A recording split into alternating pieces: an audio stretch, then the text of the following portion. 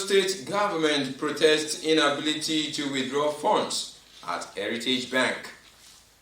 Cross River State Governor Ben Ayade laments injustice of Petroleum Industry Act on impacted communities. Plus, Cross River State House of Assembly passes Primary Healthcare Development Agency Bill 2021 into law. This and more in just a moment. Good evening, it's nice to have you on Nta Channel 9 News at 7. I am Paul Abel. Now the news in details. The Cross River State government is decrying its inability to withdraw funds from the Heritage Bank to service ongoing developmental projects in the state. The state government, led by the Ministry of Aviation, having exhausted necessary negotiations, embarked on a peaceful protest to the bank in Calabar. Correspondent reports. The Cross River State government transacts with the Heritage Bank to fund some of its projects, such as Cross River Airline, Cali Air, and the Obudu International Passenger and Cargo Airport. There is an urgent need of its funds, custodied by the bank to meet desperate needs, begging for attention, but there is a challenge, and the state government says for over 2 weeks now, it has applied to withdraw its funds to renew insurance for Cali Air, which expires this week, but that withdrawal has been unsuccessful. The government, through the Commissioner for Aviation, Jake Otuenya, says the bank, during previous meetings with the state, asked the state to take action if it fails to pay before now. And this is the protest in response to the bank's failure to meet the terms agreed upon. Behold, we have our money. We are not coming here to the bank to give us loan or credit facilities. We are only coming that our money with them, they should allow us, give it back to us. We are not even withdrawing all. And yet, this is today 2 weeks. And so we cannot sit back. We cannot sit back in the comfort of our office when by tomorrow we are going to put the entire face of Cross River State in the mud. By tomorrow, our aircraft is grounded and we are subjected to public ridicule. They are not going to be, in fact, we close down the bank because they will not be able to pay the damage we are going to claim from them. Attempts to speak to the management of the bank were unsuccessful. In Calabar, Paul Abel, Nta News. Similarly, the Petroleum Industry Act, PIA, seeks to increase the injustice suffered by the people of Cross River State over the years. Correspondent reports that this is the submission of the state governor, Professor Ben Ayade. The report. Cross River State Governor Professor Ben Ayade was speaking while receiving some members of the Revenue Allocation Mobilization and Fiscal Commission at his office. The governor emphasized that the law failed to address the concerns of the state despite the presentation he made to the relevant Senate committee. Governor Ayade says the committee on PIB toured around the state but failed to mirror the grievances of Cross River State in the law. The governor described as insensitive a situation where no provision is made for oil-impacted communities. Cross River State receives the brunt of production, but today the PIB is signing into law insensitive to the oil-impacted communities for which Cross River State belongs. Under the same PIB, 20% of the revenue is set aside for frontier exploration. Luckily, the Calabar Basin, which they refuse to recognize in that classic language, which stretches from all the Mamfe basins, comes across the whole of Bakassi, Biase, Odupani, Okuni, Ogoja, Iyala, heavily impregnated with hydrocarbon abnormalities, whose geo-coordinates have been issued by myself since 2016 to the federal government. Today we watch and see how the 20% originating from setting aside for frontier exploration. Let's see what will happen to the Calabar Basin. Ayade expressed lack of faith in other federal government committees that may want to conduct similar exercises in the state. In Calabar, Paul Abel, Nta News. And now moving from the executive to the legislature, Cross River State House of Assembly has given approval for the state government acceptance of an offer of credit facility of 151,056,125 naira 36 kobo for the United Bank of Africa (UBA). The fund is to be used to finance the 50% counterpart funding requirement to the State Universal Basic Education Board (SUBED) matching grant for 2021. After the presentation of the request to the Speaker for consideration, the request was granted to the Governor to proceed.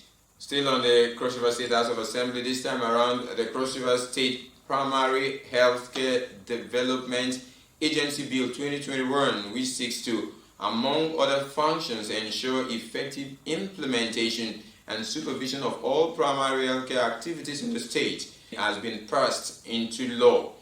The bill, sponsored by the Ekpo Basi member representing Bakassi State constituency, was passed during plenary on the floor of the House. Maureen Liu Ajom reports. The sponsor of the Cross River State Primary Healthcare Development Agency Bill 2021 says the bill basically seeks to create a legal framework for the traditional birth attendants and faith-based organizations to promote maternal healthcare service delivery. This bill actually is trying to provide sanction for those that are frustrating the efforts of government in ensuring that every child has immunization against the killer diseases.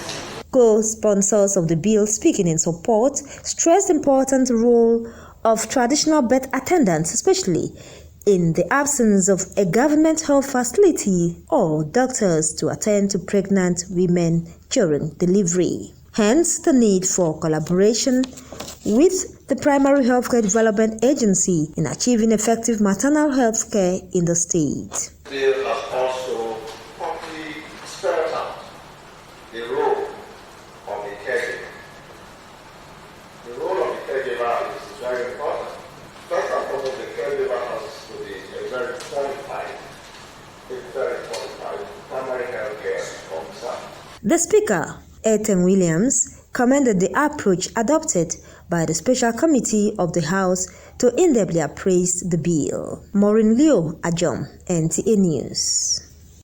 And now to other matters from the national level. In fulfillment of an earlier pledge by the federal government to publicly announce the financial position of the Nigerian National Petroleum Corporation, President Muhammadu Buhari has disclosed a net first time in the 44-year history of the establishment.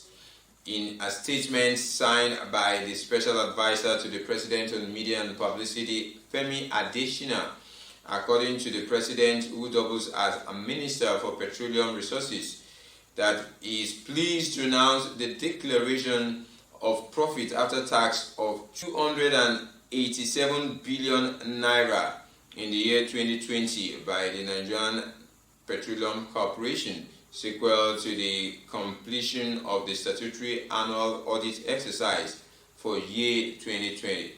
The NNPC losses were reduced from 803 billion in the year 2018 to the eventual declaration of net profit in year 2020 for the first time in its. We're going to go for a commercial time out now. We have more stories for you, especially on security, immediately after the break. Please stay with us. Don't forget, you can equally watch these newscasts on your YouTube channel, YouTube/NTA Calabar. See you after the break. As news breaks from the north, south, east, and west of Nigeria, we bring it to you. News from the length and breadth of Cross River State is sent to you via this channel. With movers and shakers in various spheres of influence talking to us, we carve a niche and showcase our experience in broadcasting. because it's Nta Calabar before others. You can't get this anywhere else. It's only here on Nta Calabar News, showing at these times 3 p.m. Monday, Wednesday, Friday, and 7 p.m. every day. Nta Calabar News. Our experience counts. It's good to have you back on the news. We begin the second segment of the news with stories on security. Ogun State Governor Dapo Abiodun has appealed to the federal government to redeploy the Nigeria police helicopter it reassigned back to the state to assist the police in reducing response time to cases of kidnapping and other criminal activities. The governor stated this during the visit of the Assistant Inspector General of Police Zone 2, Johnson Babatunde Kokumo, to his office in Abeokuta, Ogun State. Yemi Dalimo reports. Receiving in audience the Assistant Inspector General of Police, Governor Dapo Abiodun, commended President Muhammadu Buhari for his untiring efforts at tackling insecurity and other criminal activities across the country. He pleaded with the president to redeploy the police helicopter assigned to the state before so that the police can respond swiftly to distress calls. The helicopter is able to respond swiftly to those distress calls while your men now moving on foot, thereby ensuring that the kidnappers are not able to have left the immediate corridor before the men on foot arrive. The Assistant Inspector General of Police, Johnson Babatunde Kokumo, told his host that a joint operation between Ogun and Lagos State commands will no doubt reduce criminality in the two states. I have observed at the level of the zone the robbery in traffic from these criminal elements, some of them living under the bridge at Kara area, that is the border area between Lagos and Ogun.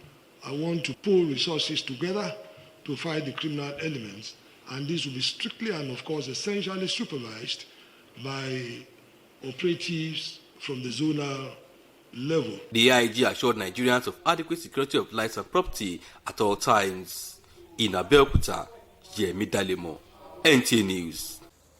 And still on security, Niger State Governor Abubakar Sani Bello is advocating a robust synergy with other bandit-prone states to adopt a workable strategy to end the activities of men of the underworld. The governor gave this indication when he paid a working visit to Mamdu, a border community in Zamfara State.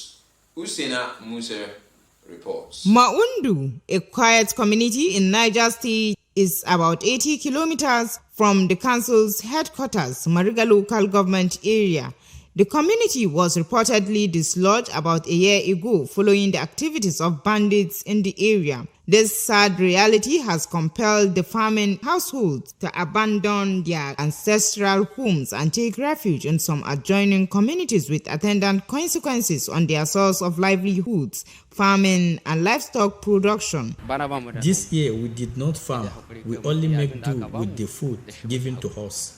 We left our farm produce behind because there is no peace. Apparently touched by the plight of the community and part of efforts to restore sanity in the area, the state governor Abubakar Sani Bello, in company of key government officials and heads of security agencies, rode on motorcycles covering a distance of more than 20 kilometers to access Maundu from Kasuan Garba, a major weekly village market. The governor, who expressed sadness over the level of havoc wreaked on the village and its infrastructure, commended the efforts of security operatives deployed to the community to restore peace. We in Niger State, we do not have any camps for bandits. Unfortunately, they come from neighboring state of Zamfara. They come here, they do their heinous acts, and they go back to Zamfara. There may be significant reduction in food production this year from these locations, which is very unfortunate.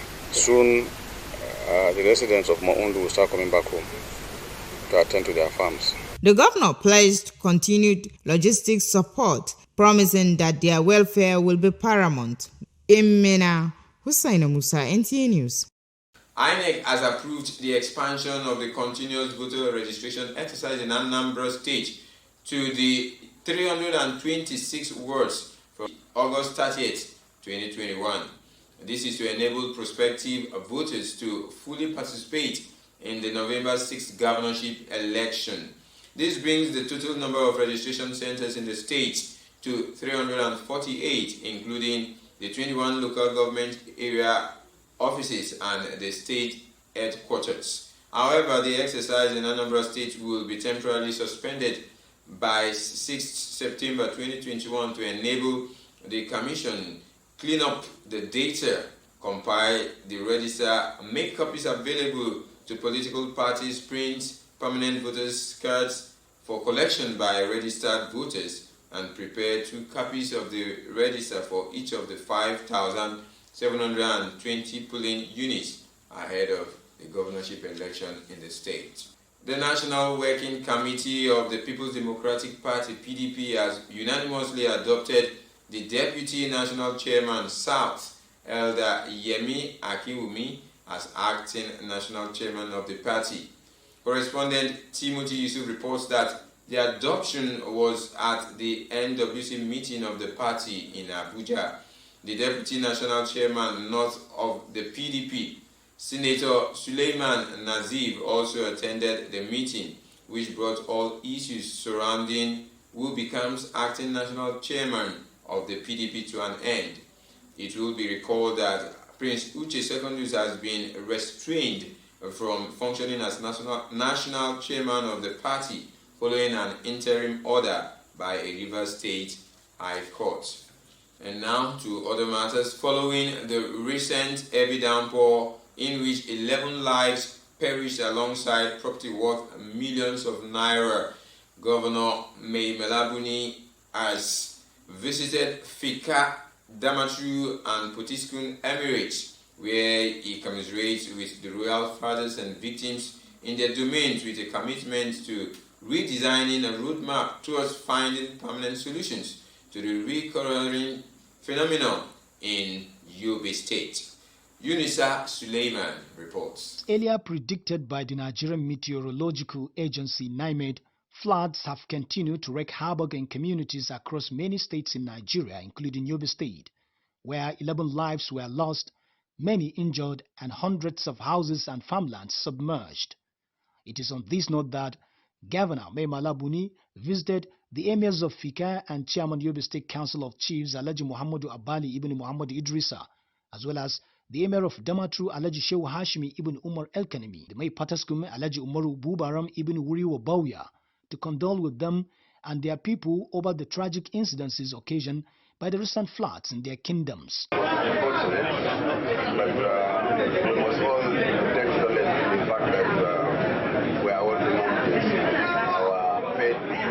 From time to time, and we have to take it in good faith, and as a government we have to live up to our responsibility in addressing the situation.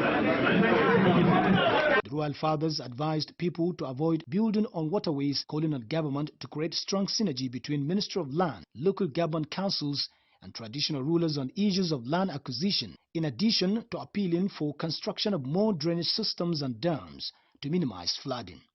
In Damaturu, Yunusa Suleiman, NTA. This was to the end of tonight's news. Before we go, a quick look at some of the stories that made the headlines. Cross River State government has protested its inability to withdraw funds at Heritage Bank, which was meant to service ongoing projects in the state, including the Obudu International Passenger and Cargo Airport, as well as the Cali Air, which insurance expires Friday, 27th August 2021. Governor Ben Ayade has lamented the injustice of the Petroleum Industry Act, PIA, on impacted communities, which was recently signed into law by President Muhammadu Buhari. You also heard in the news that Cross River State House of Assembly has passed the Primary Healthcare Development Agency Bill 2021 into law. That does it for the news tonight. On behalf of the entire crew, I am Paul Abel. Have a wonderful night's rest.